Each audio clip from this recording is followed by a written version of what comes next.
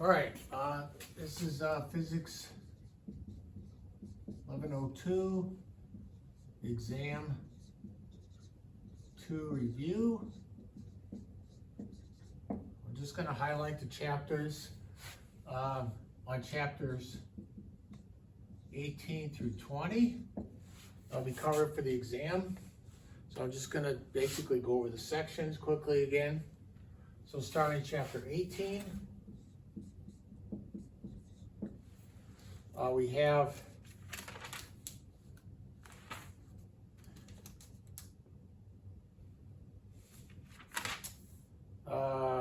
electric current. So section 2,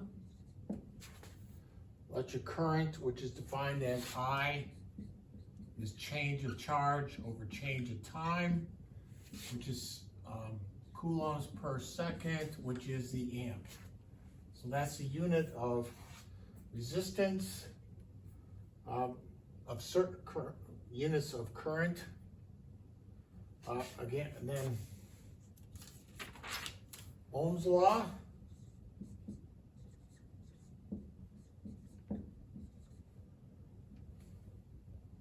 V equals I times R, where V is a voltage, I is a current, and R is a resistance. And then the variation of that. That's what we had in section 3.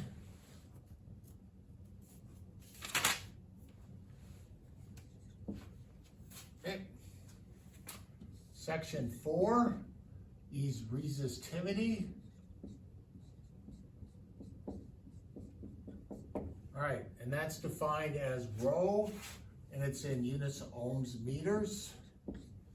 And we define the resistance as the resistivity of the material times the length of it times cross-sectional area. So you have current flowing through. This will be the area. This is the length, and the resistivity is a property of the material, such as copper or whatever. So, and that's the resistance in ohms. Right, so that's section 18.4. Keep it in mind, it's length divided by area, so that's in meters. That's in meters squared. So keep in mind those units. All right, leave that up a minute.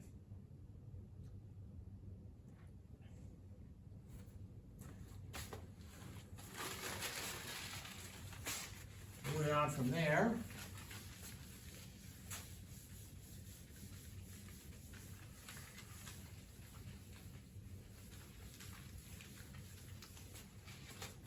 All right. Then keep in mind, yeah, we have resistance, rho, resistivity goes as rho naught times 1 plus alpha times T minus T naught, where this is generally T naught is around 20 degrees Celsius. So this implies for like copper, the resistivity goes up with temperature as compared to a thermistor, which we did in lab 6, right? Which is basically temperature dependence with the resistor, but it's far more accurate than in copper. And it can go up, down, and vary as we need, all right? So we measure temperature electronically with a thermistor. So again, looking at the lab that we did for that one. Okay. All right. So that's the rest of 18.4. And then alpha is just a constant temperature dependent coefficient. So the slope of this line, the slope would actually be alpha in this case.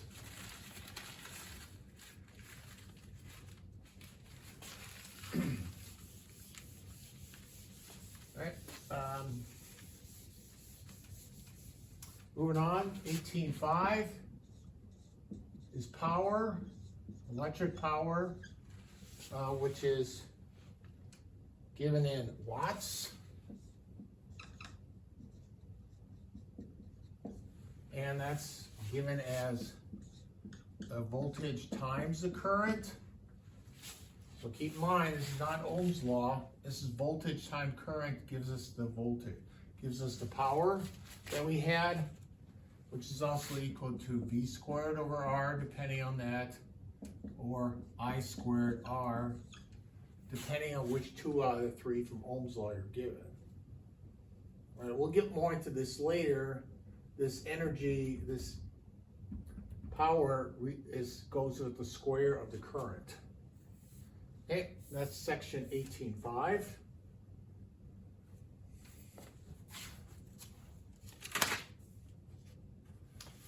Power and household circuits. All right. P and household circuits.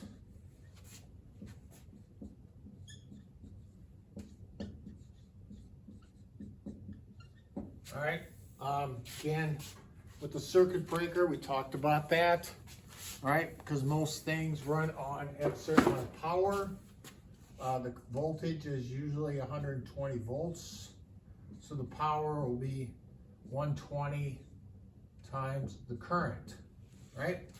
So if it's 1 amp, then that would be 120 times 1 would be 120 watts. All right, so there's 120 watts would be 120 times 1 amp. And depending on what the appliance, if it's a 10 amp device, it's going to use 1200 watts. And then a circuit breaker is going to depend on, if you add devices in parallel, there's a certain limit that the circuit breaker can handle. So that is 18.6.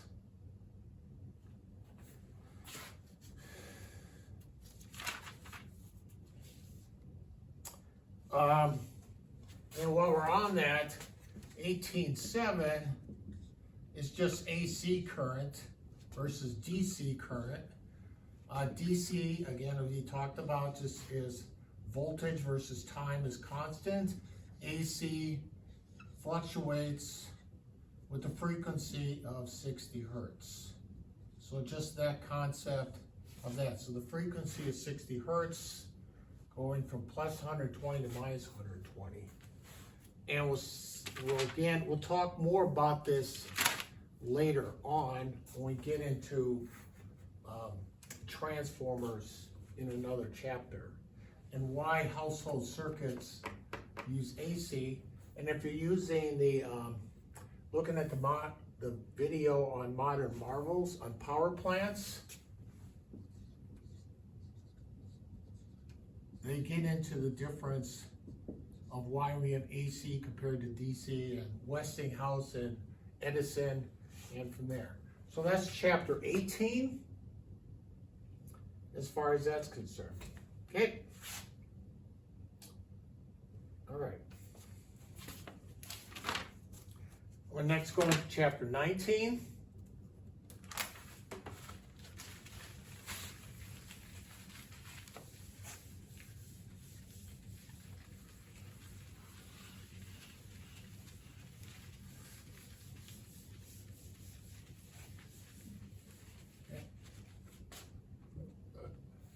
Chapter 19 is DC circuits.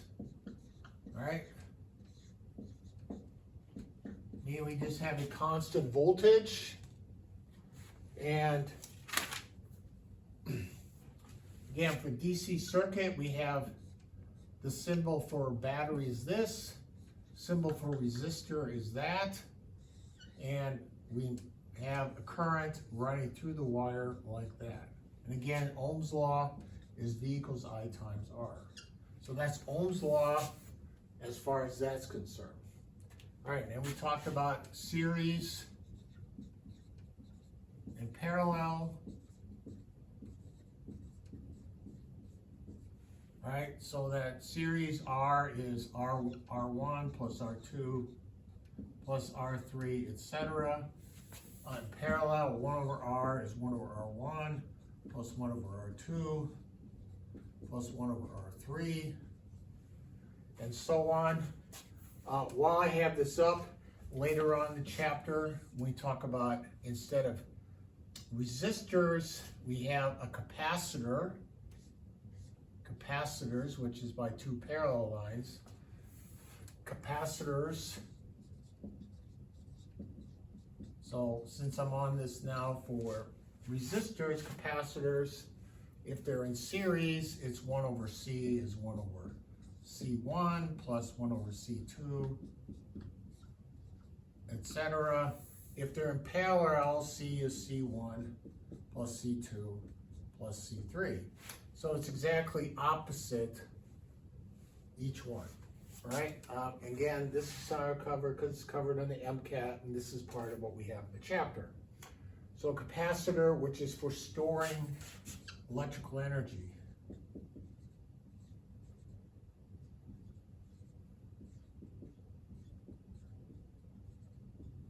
Storing electric charge.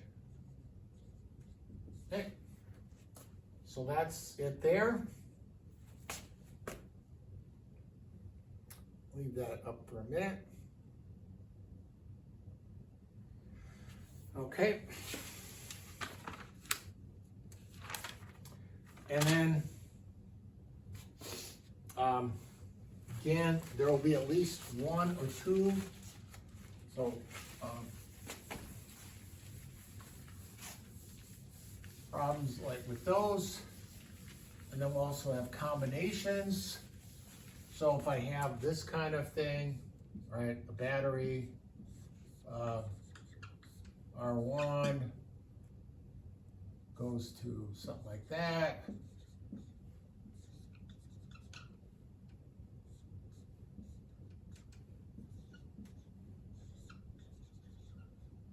Which then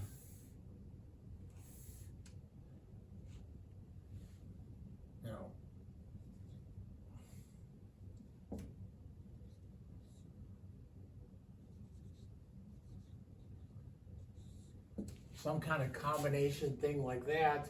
How do you replace this with 1 overall resistance, which we solved? So find the equivalent of all this, these 5 resistors, 1 or some combination, using the rules I talked about for adding resistors in series. Again, there's no junction, or if they're in parallel where the ends meet together. And I had the example I used in the book of taking that 1 step at a time. All right. We're not going to do anything per se with Kirchhoff's rules, but that sort of applies to this too.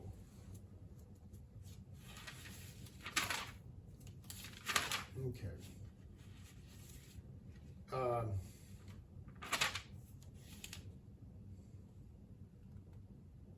Oh yeah, the 19.5, we just talked about capacitors as far as that's concerned. And moving on here, if I have an RC circuit,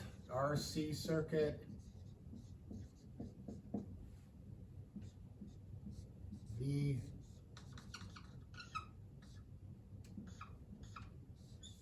right? Then if I close this switch, what we'll see if there's 0 charge on this to begin with, close the switch, this battery will charge up this capacitor. So what I'll actually see is the voltage is the current will do this. So it will drop at exponential decay. So it starts at I naught. I is I naught times e to the minus t over tau, where tau is to call R times C, where this is in ohms, this is in farads, and the overall combination of this is in seconds. So this is an RC circuit. So the current drops off based on the product of the resistor and the capacitor. Okay. That's 19.6. Okay. And then, let's see, the last section is on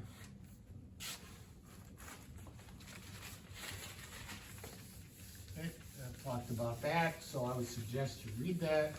19.7 is electrical hazards.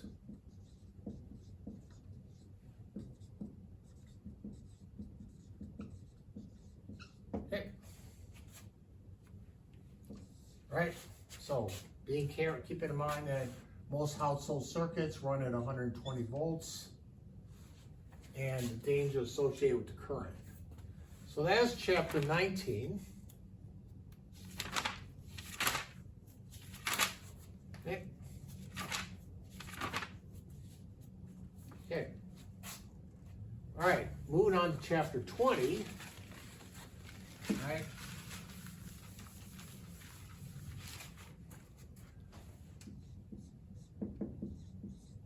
On magnetism. And what we mean there, Earth's field, talked about that. A magnet is a dipole field with, like such, north and south pole. We use B to represent magnetic field in units of Tesla, but the fact that a Tesla is a very large number, 1 Tesla is 10 to the 4th Gauss, capital G, and the Earth's field is about 0.5 Gauss. That's why we generally use Gauss for field, even though the MKS unit is Tesla. All right? We talked about declination. Difference between magnetic North Pole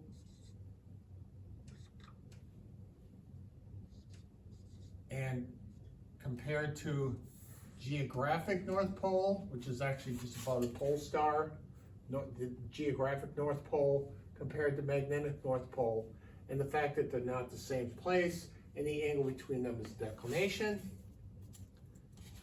All right. All right.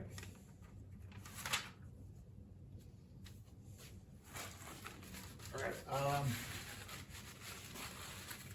That's the first part.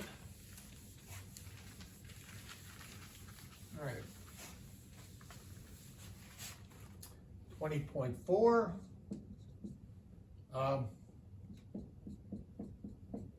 We have B going into the board, and we have a charge Q moving with some speed that way. It will be deflected like so. The force will be perpendicular to it, drive it into a circle of radius R. And the force on that circle, if F is perpendicular to B, which is perpendicular to B, as long as all the B and B are perpendicular, it's B, Q, V, B, where Q is the charge, V is the speed, and B is a magnetic field in Tesla, right? And then we did this for lab 7, where if we have this Helmholtz coil and this, like we did in lab 7, then the radius is given by R is mv over qb, where this is the mass in kilograms of the object or charge being accessed. That could be a proton, electron. Speed, this is speed in meters per second. This is the charge in coulombs, and this is the magnetic field in Tesla. That will give us the radius in meters of this curvature, which again is part of lab 7, which is exactly like this setup right here. Okay.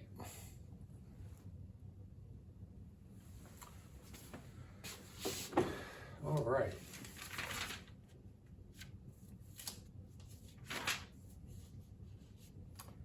Okay. So that's 20.4. All right, 20.5.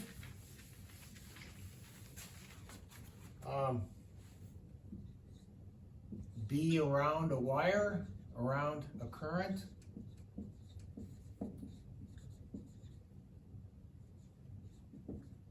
So if I have a long wire coming out of the board with some current, then B will wrap around this.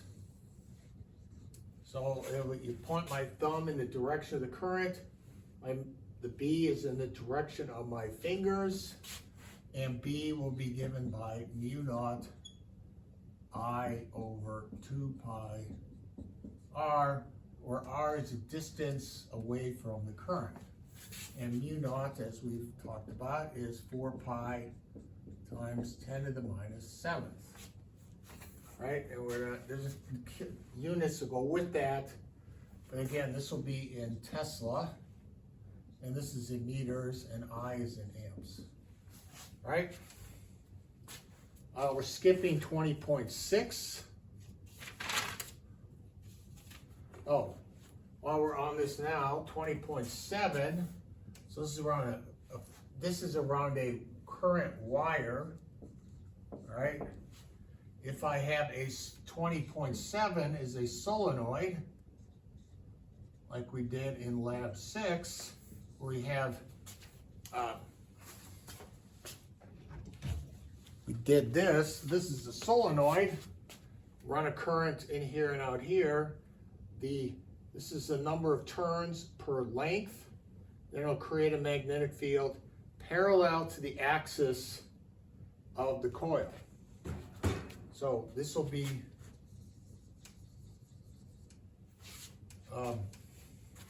N is the number of turns per length.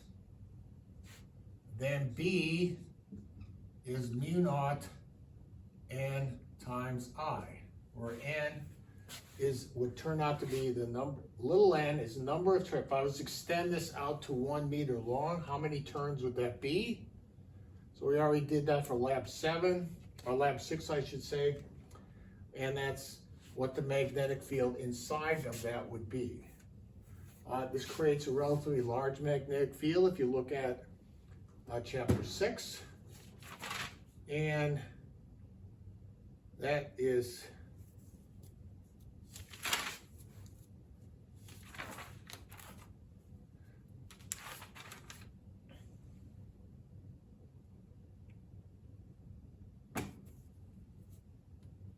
okay.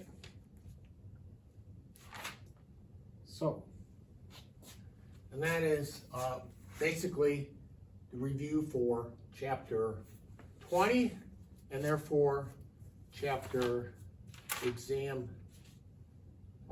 Last thing, I'm sorry, I forgot to say, is on mass spectrometer. Okay. So that's section 20.5 and 20.7. Last thing, all right, was talking about mass spectrometer, 20.11, mass spectrometer.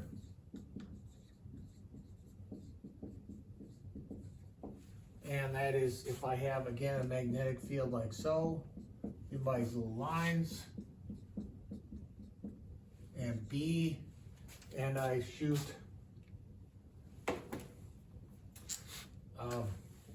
say carbon 12 and carbon 14 into here.